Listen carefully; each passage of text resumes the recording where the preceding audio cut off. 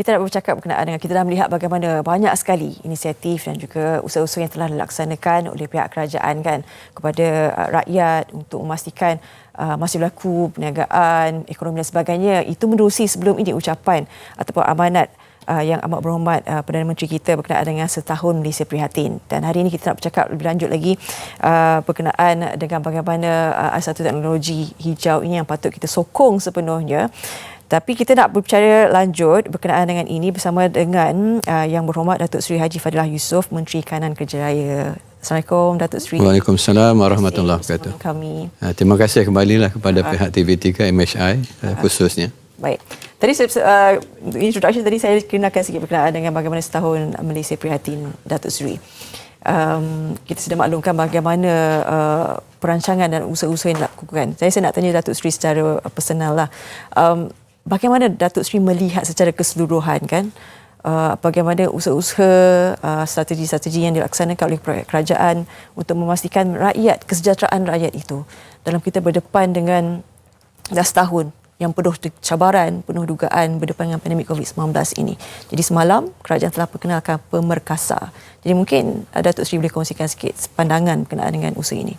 Memang benarlah bila kita angkat sumpah jadi kerajaan lebih setahun yang lalu, cabaran utama ialah dalam tempoh seminggu kita sudah memperkenalkan PKP. Disebabkan penularan COVID yang meningkat dan sebagainya. Dan dalam pendekatan itulah kita melihat bahawa kerajaan menumpukan pada pertama sekali untuk memastikan keselamatan kehidupan rakyat. Dari segi kesihatan, hidup mati rakyat kita kena jaga. Yang kedua, bagaimana pada masa sama kita kena imbangi kedudukan ekonomi. Sebab itu juga menjadi sumber kepada pendapatan. Kalau ekonomi tak baik, ianya akan memberi kesan pada rakyat. Dia ada 6 strategi, 6R yang telah diperkenalkan melalui AMOF, di mana kita melihat fasa ini yang kelima, iaitu Pemerkasa. Iaitu untuk memulihkan balik ekonomi kita. Apakah langkah-langkah yang patut kita buat? Di samping langkah awal di mana banyak peruntukan yang telah disalurkan dengan ratusan bilion ringgit untuk bantuan pada rakyat, untuk pembangunan ekonomi kita dan sebagainya. Dalam konteks ini ialah 20 bilion tambahan dikeluarkan. Pertama sekali fokusnya pada kawalan penularan COVID, yang 5 fokus tu. Yang kedua, pemakasaan ekonomi. Di sini peranan kita sebagai Kementerian Kerja Raya, di mana diperuntukkan tambahan 2.5 bilion ringgit khusus untuk menggerakkan ekonomi di peringkat akar umbi, iaitu kategori G1, kontraktor G1 dan G4. Khususnya untuk pertama sekali pemulihan disebabkan bencana banjir. Kita bukan saja kena COVID, tapi kena bencana banjir, banyak infra yang rosak dan sebagainya. Dan dengan itu kerajaan menyediakan peruntukan. Dan peruntukan ini disalurkan melalui kontraktor G1, G2 untuk baik pulih dan juga menggerakkan ekonomi di peringkat akar umbi. Jadi ini salah satu cara untuk kita memulihkan ekonomi, dan diharapkan dengan pemulihan ekonomi ini ianya akan, orang kata, generatekan aktiviti ekonomi, dan dana itu akan turun dan menggerakkan ekonomi setempat. Ini yang kita fokuskan, di samping banyaklah perkara-perkara lain, bukan saja dalam infra dan sebagainya. Tapi inilah salah satu fokus. Dan di samping itu juga kalau kita lihat, dan program ini juga menumpukan kepada apa yang dikatakan the Sustainable Development Goal 2030. Keadaan kelestarian alam sekitar kita, ini juga menjadi fokus, di mana dilancarkan dana sebanyak $1 bilion US dilancarkan melalui sukuk. Dan diharapkan ini nanti akan menggerakkan, berhubung kait juga apa yang pembuka kata tadilah, pada saya itu untuk kita melihat bagaimana Kementerian Kerja Raya boleh menggerakkan dasar hijau negara ini melalui inisiatif yang kita laksanakan. Datuk Seri menyentuh berkenaan dengan kelestarian alam sekitar ini, saya pasti ini antara banyak juga usaha-usaha penambahbaikan yang harus dilakukan kan. Jadi kita nak bercakap berkenaan dengan Kementerian Kerja Raya ini yang melancarkan baru-baru ini Datuk Seri berkenaan dengan program Solar Energy Purchasing SEP. Ini untuk bangunan Kementerian Kerja Raya dan juga Jabatan Kerja Raya JKR. Jadi mungkin Datuk boleh kongsikan sedikitlah berkenaan dengan SEP ini, teknologi hijau ini. SEP ini adalah Solar Energy Purchasing, adalah inisiatif dilaksanakan oleh Kementerian Tenaga dan Sumber Asli. di bawah teknologi hijau, dasar teknologi hijau dan juga inisiatif tenaga boleh diperbaharui. Dan kita selaku agensi teknikal kepada negara, kita menyambut dan menyokong dasar ini. Sebab itu kita bekerjasama dengan Tenaga Nasional Berhad melalui anak syarikatnya untuk kita menggerakkan program iaitu solar energy purchasing. Apa dia solar energy purchasing adalah satu kaedah di mana kita akan letakkan solar di atas bumbung-bumbung bangunan. Dan dengan itu ianya akan dapat membekalkan tenaga kepada bangunan tersebut, dan yang lebih penting tenaga ini adalah tenaga boleh diperbaharui dan bersih. Dan itu matlamatnya. Dan yang bagusnya ialah program ini pertama sekali ianya dibiayai sepenuhnya oleh pihak anak syarikat TNB. Kita tak payah keluarkan modal. Yang kedua, tak payah keluarkan dari segi pelaburan untuk memasang, kita tak payah bayar apa-apa pun. Tapi kita akan dapat penjimatan dari segi bekalan elektrik. Sebab satu, dia punya rate untuk bayaran bil elektrik lebih murah daripada apa yang kebiasaannya dikenakan oleh TNB dalam bekalan elektrik mereka. Yang kedua, dengan melakukan ini, ianya bukan saja menjimatkan, tapi sudah pasti bila bekalan elektrik yang bersih, alam sekitar kita terjaminlah. Dari segi kita dapat mengurangkan exposure of carbon dioxide kepada negara kita. Baik. Itu antara sasarannya. Maknanya satu jimbat, kita boleh jimbat, kan? Satu lagi menjaga alam sekitar kita, Datuk Seri.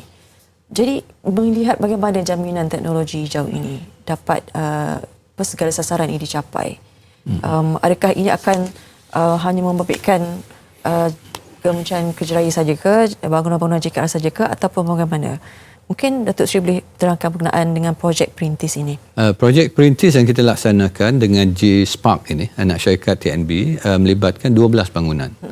Iaitu bangunan Kementerian Kerja Raya sendiri, keduanya Ibu Pejabat JKR Malaysia, dan 10 bangunan JKR elektrik di peringkat negeri. Dan dalam 10 bangunan ini bila kita pasang, kita dapat jangkakan kita akan dapat penjimatan dalam tempoh perjanjian iaitu 21 tahun itu lebih kurang 9 juta lebih. Dan peringkat awal saja, bulan pertama saja kita dah dapat penjimatan lebih kurang RM200,000.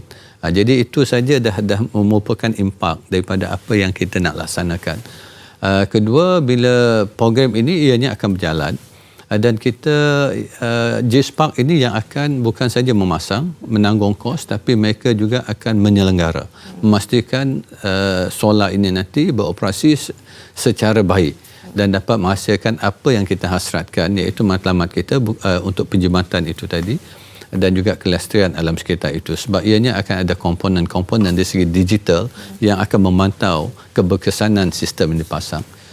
Kalau keseluruhannya dapat kita laksanakan, keberkesanannya dapat terbukti, maka apa yang kita hasratkan ialah untuk memasang pada seluruh bangunan JKR. Sebab JKR ada di seluruh semenanjung ini, JKR Malaysia. Dan untuk itu, kalau kita dapat pasangkan keseluruhan, penjimatan kepada kerajaan, kalau semua dipasang, ialah hampir RM70 juta keseluruhan dalam tempoh perjanjian, iaitu 21 tahun.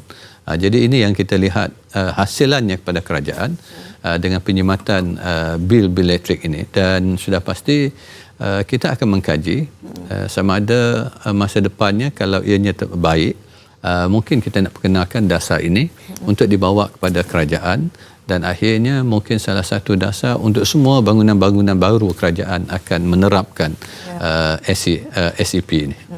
Baik, bila Datuk Seri kata ini merupakan projek perintis, kan, maknanya kita boleh tengok dulu bagaimana kesanan dan sebagainya. Tempoh berapa lama tu Datuk Seri untuk kita melihat hasil keberkesanan kepada projek perintis ini? Bila kita pada hari pelancaran itu sendiri memang ada persoalan ini ditimbulkan oleh pemberita sekalipun. Sebab itu bila kita bincang dengan G-Spark untuk tempoh pelaksanaan, untuk installation, pemasangan dan pengujian dan sebagainya, sistem ini akan mengambil masa 6 bulan. Kemudian another 6 months ialah untuk dia memantau keberkesanan program. Maknanya lebih kurang setahun untuk pilot project ini dapat membuktikan keberkesanan keseluruhan sistem ini. Apa yang dijaminkan ataupun apa yang dikatakan adakah tercapai ataupun tidak dari segi penjimatan, dari segi keberkesanan bekalan, dari segi pelepasan gas CO2 di alam sebab kalau ikut apa yang dikatakan, kalau kita menggunakan sistem ini kita dapat mengurangkan pelepasan hampir 816 tan CO2 ke alam sekitar. Jadi ini sudah pasti komitmen, sebahagian daripada komitmen kerajaan kita pada dunia sekalipun dan matlamat kita untuk mencapai sehingga 20% lah keseluruhan bekalan ini melalui tenaga boleh diperbarui, dan yang diberikan pada kerajaan ialah lebih kurang 10% yang kita nak capai. Kalau kita dapat sumbang lah, kalau untuk bangunan JKR saja, daripada apa yang net electric metering ni, solar metering yang kita nak dibekalkan oleh KETSA melalui TNB ini, kita harap dapat menyumbang lah melalui bekalan bangunan solar di bangunan-bangunan kerajaan ini. Dan kalau kita tahu kalau projek perintis ni Datuk Seri pastinya ada cabaran tertentu kan, kita perlu uruskan dan sebagainya. Mungkin untuk projek ini apa antara cabarannya Datuk Seri? Cabaran sudah pasti, ini perkara yang baru dan ialah untuk kita memastikan bukan saja dari segi teknologinya, tapi sistem baru ni kita banyaklah perkara-perkara baru yang perlu dipelajari. Tapi sebabkan kita mempunyai kepakaran melalui KETSA, melalui JKR dan sebagainya, insya-Allah benda ini dapat dilaksanakan dengan baik. Sebab JKR bukan barang baru untuk JKR. Sebab JKR sudah pun terlibat dengan bekalan solar di sekolah-sekolah, khususnya sekolah di luar bandar dan sebagainya. Dengan sistem yang mereka pasang ini, maka insya-Allah kita dapat menjayakan apa saja yang kita hasratkan ini. Jadi apa usaha dan juga tindakan sebenarnya yang boleh diambil oleh pihak Kementerian Kerja Raya untuk memastikan bahawa projek perintis ini akan berjaya dan akan diteruskan dengan perancangan seterusnya, kan, untuk kita, ini antara usaha platform barulah untuk memastikan kelestarian alam sekitar ini terjaga. Itu yang saya katakan awal tadi. Pertama sekali melihat kepada keberkesanan. Kedua, kalau ini berkesan untuk kita panjangkan pada keseluruhan bangunan JKR. Yang ketiga, bagaimana kita dapat menerapkan sistem ini nanti dalam semua projek baru, khususnya bangunan-bangunan kerajaan. Dan kalau ini dapat dijadikan dasar pada dari segi pelaksanaan, bagaimana kita pula nak melibatkan, menggalakkan pihak-pihak swasta terlibat dalam program ini, dan akhirnya matlamat di bawah dasar teknologi hijau dan bekalan elektrik secara tenaga boleh diperbarui ini akan dapat kita laksanakan, dan ini akan memberi komitmen kita bukan sahaja untuk negara kita tapi kepada dunia. Ya. Dan Datuk Seri sendiri sebagai Menteri Kanan Kerja Raya, kan, apa lagi usaha yang Datuk Seri nampak yang seharusnya boleh dilaksanakan untuk menyokong kelestarian alam sekitar ini? Kita di peringkat JKR, kita telah bekerjasama dengan SIRIM. Contohnya untuk memperkenalkan standard PH JKR, iaitu rating untuk bangunan yang boleh katakan mematuhi standard lah, hijau itu. Di mana ada beberapa kategori standard yang kita perkenalkan. Dan alhamdulillah sambutan begitu baik sekali. Banyak bangunan sekarang ni yang telah pun memohon untuk ditarafkan sebagai bangunan memenuhi standard hijau ini, PH JKR inilah. Jadi kalau ini dapat dilaksanakan, selain daripada pelaksanaan installation, kita juga ada standard pematuhan. Bagaimana kita nak mengukur bangunan itu dari segi pelaksanaannya, dari segi perancangannya, sehinggalah bangunan itu siap dan maintenance-nya adalah mematuhi keseluruhan standard yang boleh dikatakan ke tahap international standard lah, dengan kerjasama JKR dengan SIRIM ini. Ya. Baik Datuk Seri, mungkin bagaimana kita nak memastikan bahawa kepekaan dan kesedaran, kan, kadang-kadang teknologi hijau ni kadang di Malaysia ni mungkin tak berapa lagi, kan, jadi mungkin ada juga usaha-usaha untuk kita menyokong ke arah itu. Sebab pastinya harapan Datuk Seri nanti apa yang dilaksanakan ini pastinya akan memberi satu lagi lah wajah baru kan tentang teknologi hijau yang akan diserapkan oleh Kementerian Kejaraya ini sendiri.